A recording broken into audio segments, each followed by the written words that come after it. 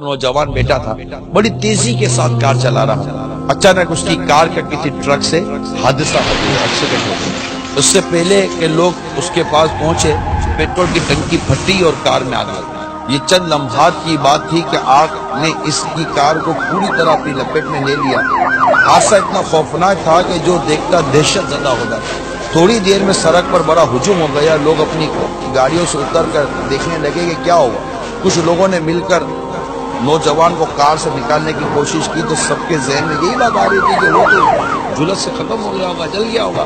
لیکن عجیب منظر تھا، لوگوں کی زبان سے اللہ سبحان اللہ کر کے صدائیں نکلنے لگی۔ کیا ہوا؟ آنکھوں میں یقین نہیں آ رہا، اتنا زبردست حادثہ ہوا، پھر بھی نوجوان بالکل صحیح سلامت گاڑی سے نکلا۔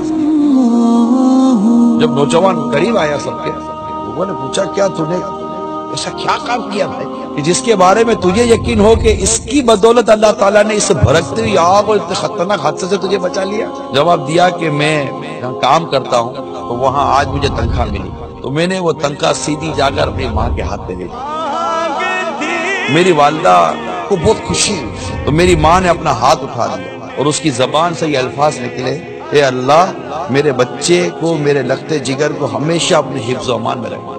اب بس میرا گمان یہی ہے کہ میری ماں کی دعا میرے حق میں قبول ہوئی۔